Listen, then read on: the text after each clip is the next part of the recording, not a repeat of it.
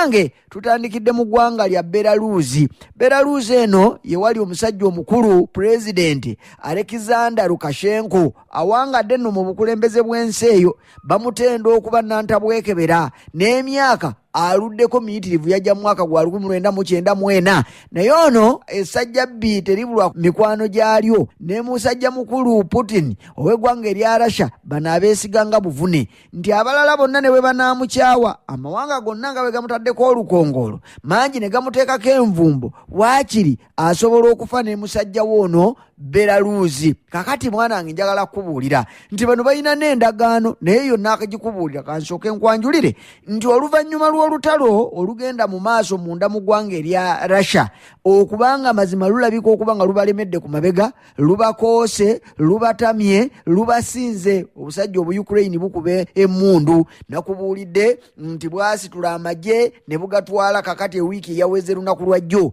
ne bugateeka munda mu ggwanga erya Russia ekitundu ekya Kursk, Belgorod, awo wonna weebali balina ddala ebyalo ebiwerera ddala nga 40 Ukraine byemaze okuwamba ku ggwanga erya Russia. Era nakubuulidde nti bano tebawambye buwambi wabula Russia ekankanye n'akagumba k'eriiso n'emala ekwata abo bonna beerowooza nti bajja kukosebwa ne batwala mu bitundu ng'ebazimbiddeyo n'amayumba. Gw'ate olaba waliwo n'abamu abavudde e Kursk ne bayingira munda mu kibuga Moscow waliwo mayiro 326 babajjeyo wakati mu kutegeeza ekigenda maaso nti olutalo lutuufu oluli mu kitundu ekyo ekya Kursk ne Belgrade eyo kubanga abasajja bafunze ekyo nga ngamba aba Ukraine. Kakati mu mbeera eyo yonna Russia n'afaanana ng'ayombera gy'asaka kwegamba ne bimusobera naye wakati watalindekerera sirimulekerera Belarus avuddeyo ajja ayambeko ne banywanyi ba Russia abalala basuubirwa okubanga bagenda kwegattako kale waakiri babakube naye nga bali wamu so si musajja mukulu Putin okufa yekka mu ngeri y'ekiziyiro. Kakati Belarus kyekoze kwe kusitula amagye gaayo ag'omu bbanga gye bayita Air Defense Unity ne basitula amagye gaayo ag'oku ttaka gano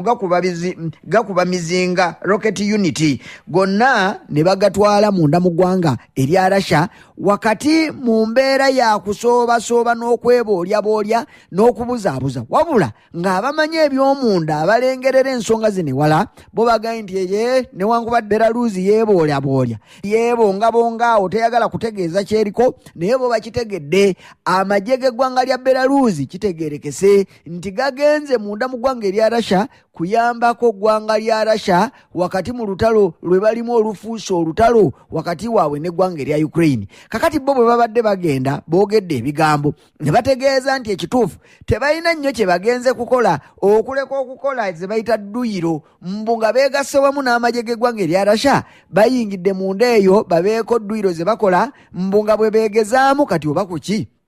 oba beegezaamu kukola ki ekyo bw'obanga totunula wala tokirengera buli omu akyebuuza nti ddala Belarus bw'abanga ayingidde munda mu ggwanga erya Russia olwo n'amala akola ki mu kaseera kano kubanga waayingiriddeyo ng'olutalo lukwajja ng'ate terukwajja bukwazi naye obusajja bufungidde ddala ekyonga kyokka jjukira wadde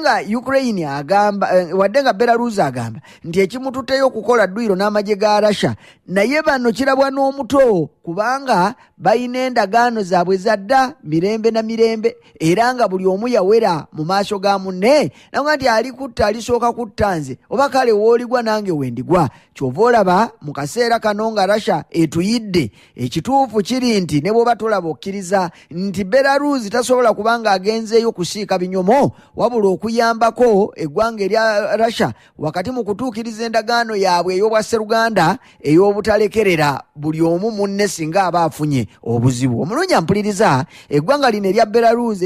erifugibwa omusajja ono Alexander Lukashenko nantabwekebera libadde limaze ekiseera nga lyewalaawala n'okweboolyaboolya wakati mu kugaa nti terigenda kwenyigira butereevu mu lutalo lwa Ukraine n'eggwanga erya Russia naye ate ojja kujjukira kubanga ekiswaza amannyo kutanaka nnamba kaakati olwo ne bamala beebuuza nti kyo kiki ekyatuukawo kubanga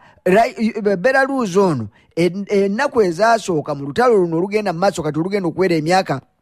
esatu wakati w'ababiri bano Ukraine n'eggwanga erya Russia. Onajjukira nti ne Russia yajjanga esaaga era yajja yeekoteeranga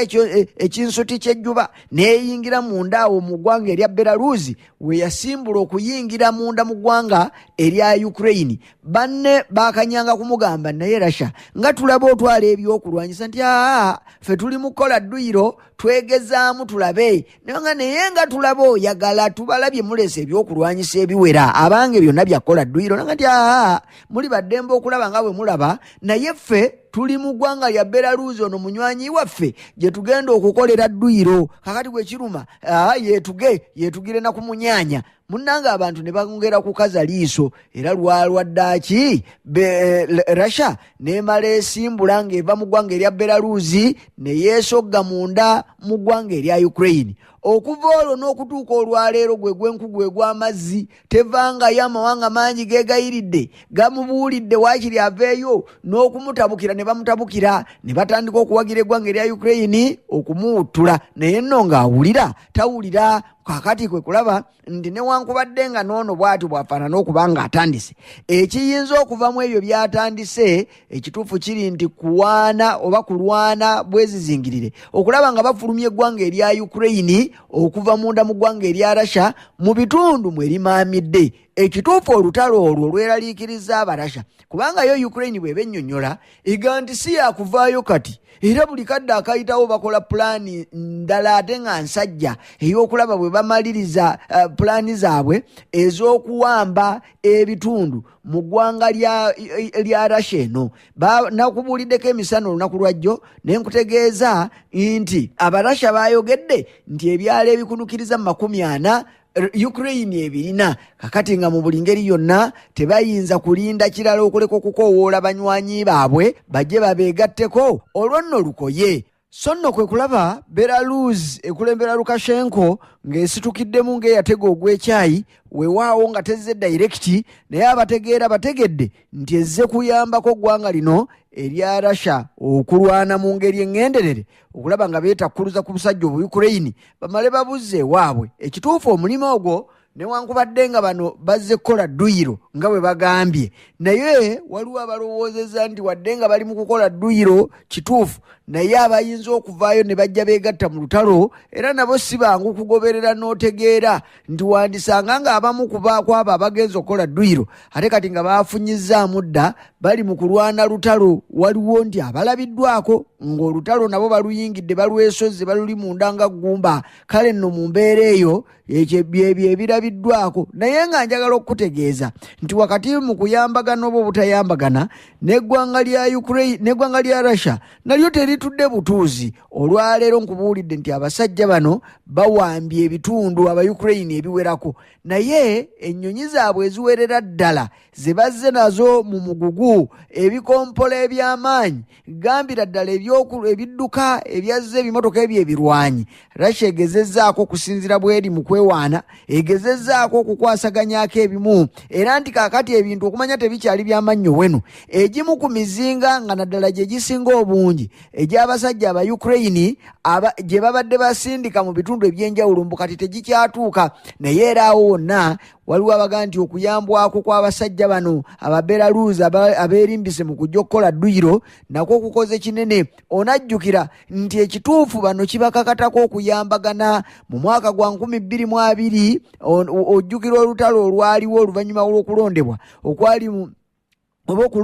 okwali munda mu ggwanga erya Belarus olwatuuka nga Lukashenko yeesimbawo n'abooludda oluvuganya akalulu tebaakamuwujja n'alaba abazungu agenda okugira okubalabalamu awo nga bannanga abooludda oluvuganya bamutwala. Kanno munnange n'akomba kwebaza eriibwa naga nti ntayi mudayiri mbaali mujja kubba badinka sinze munnange embeera n'enyaamuuka. Abooludda oluvuganya baali basimbye amagulu nga bagaa tebasobola kuleka buwanguzi bwabwe kugenda bwe butyo naye munnange Russia gye yafubutuka n'eryoka efuumuula bali embooko abalala baasibira mu mawanga agaliraanyeewo abaawangula n'okudda tebadda yadde okunona foomuzi zaabwe kwe baalonderwa. Kakati ekyo ne kiraga nti mu butuufu singa teyali Russia olwaleero singa Lukashenko baali beesomye omutwala singa tumunyumyako mu byafaayo nti mazima gennyini yaliwoko ng'omukulembeze w'eggwanga lino erya Belarusi. Kakati atajjukira tagaba ne Belarusi Lukashenko bw'alabye embeera eyo nga yamutuukako abasajja ne balyoka bamutunuza ebikalu kyokka Russia nejje batwalaganye entyagi abale tayinza kusigala era bw'atyo bw'agenze ngaga nti agenze mu dduyiro naye nga bba abalengera ensonga bagamba si dduyiro buduyiro kubanga lwaki mu kiseera kino ajja kuvaayo n'okuba nga yavuddeyo dda amala ayambe ku ggwanga lino erya Russia. Kakati bano beegasse ku Bachecheniya. Abachecheniya nabo bamu ku abo abayingiddewo dda mu ggwanga erya Russia okulaba bwe bayinza okuyambako eggwanga lya Russia okwetakkuluza ku basajja bano aba Ukraine abafunze ekyonga. Checheniya lyali twale ery'eggwanga erya Russia okutuusiza ddala wakati w'omwaka gwa 1991 mpaka mu 94 awo olutalo kafungula nketerwe lwaliwo ne balwanagana ate mwattunga ggwanga lya Russia lye lirumbye eno mu Checheniya kubanga kyali twale lyalyo olw'obukulembeze obwaliyo Russia bwe yali tekkiririzaamu. So nno kakati bwe bamala ne balangirira nga abakulembeze babajjeeyo embeera yonna bagiziza mu nteeko naga nti kakati musobola okwefuga era eggwanga eryo erya Checheniya erisangibwa munda mu ggwanga kyenkana erya Russia lyebulunguluddwa ggwanga lya Russia naye mu mbeera eyo beetongola ne baga nti twefuga naye ensi yo tebamanyi Russia yabamanyi nabo bebeerangirirako obwetwaze ekibiina ky'amawanga amagatte tekibamanyi nga abeetongola ababalibwa mu nsi nga bw'olaba Uganda eno naye munnange bano mu kwetongola baasigala beesigamye ku ggwanga lya Russia. Kakati bwe bawulira akakubye mu ggwanga erya Russia mu butuufu tebayinza kusigalirawo era basitukiramu ng'eyatega ogw'ekyayi ne bamala beesogga munda mu ggwanga erya Russia okulaba bwe bayinza okuliyamba kyokka ne Russia ng'ewulidde nti Checheniya yeebaddeko obuzibu era nayo tedda mu kwebaka naye esitukiramu n'egenda eyamba basajja battu ne balema okuliibwa ekisolo. Kakati mu mbeera eyo ne bano bazze dda kyokka mu kujja baasoose kusekerera bakulembeze ba ggwanga lya Ukraine nga bwe babadde beekuulidde akabazzi kugulu era bano olwaleero bw'olaba omulimu ogukolebwa munda mu ggwanga erya Russia mu bitundu eggwanga erya Ukraine mwe liri ojja kwesanga nti bakoledde ddala omulimu gwa ttendo anti nkubuulidde nti Ukraine yazze yeepika ekyamazima munda eyo si byangu wadde ng'omulimu ogukoze. Njagala okubuulira nti na Ukraine eyo gy'olaba nayo tetudde butuuzi etudde ku buwagizi bw'amawanga amalala agayimiriddewo okuyimirira nayo balabenga tebagenda bati ogwate Ukraine yatandise jjo bulijjo tejja ojjukira ng'olutalo lwakatandikaawo kyenkana yayogeranga ekookolima nga Zelensky ayogera akubirira emimiro agandi bwe munaaba mutukubye ekyempanga naffe tunaaba kuba ekyenseera ne twenkanyaankanya waakiri ne bwe tunaabakoonako obukoonyi naye nga tetujja kukkiriza kufutyankibwa kyokka tubassaamu ekiriba nga bye bigambo byayogera. Lwaki ku mulundi ogwo teyasobola bw'abanga ddala amaanyi gage teyasobola okuyingira munda mu ggwanga erya Russia nga beewaaga okujja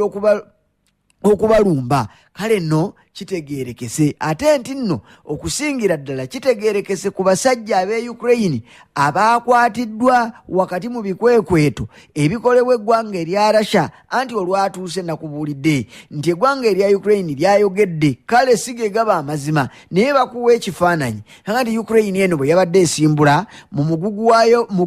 mugugu gwayo ogw'abalwanyi yataddemu abalwanyi abali eyo mu 1,000 kyokka we butuukidde olwaleero Russia egamba nti kale bwe baba nga bazze 1,000 waakiri ekubyeko abasukka mu 4 oba kale 5 awo era ebakubye naye mu kubakwata ne babakazakkaza ne bababuuza 4 n'akataano mwanange baayogedde ebigambo bakuyita kutaaja nandi ffe mutulaba baatulagidde bulagizi abo basirikale baggwanga lya Ukraine abaakwatiddwa abalwanyi b'eggwanga erya Russia ne boogera nti mazima babadde batumiddwa okujja ne babawaako abantu be babalagira batte ne babawaako ebitundu bye babaga nti ebyo mu byonoone mbunga babawagira weebali naye era kakati bw'otunulatunula tekigaana kumanya oyo gw'olowooza nti yayinza okuba emabega w'eggwanga lino erya Ukraine wakati mu bulumbaganyi bwe eryakoze e Russia obwebi byafaayo. Kyokka ng'ojja kujjukira nti ye munywanyi Amerika n'olunaku lw'eggulo yayogedde wakati mu kulabula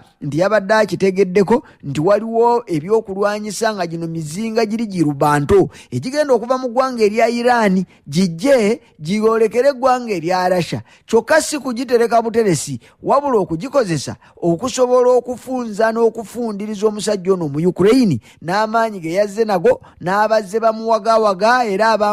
abamukulembedde mu kujja. Kakati ebyo byonna bw'obigatta Amerika nega nti tutegedde Iran erina kyeyagala okukola kuba tulaba omugugu bagusibye ng'era gwolekedde eggwanga lya Russia. Naye tulabula singa ebyokulwanyisa ebyo binaamala ne bijja tugenda kukwata naffe emizinga giyite missile tuziteeke mu ggwanga erya Ukraine. Olwo nno emizinga egyo missile zisobole okuyambako ku basajja ab'e Ukraine wakati mu kwetakkuluza ku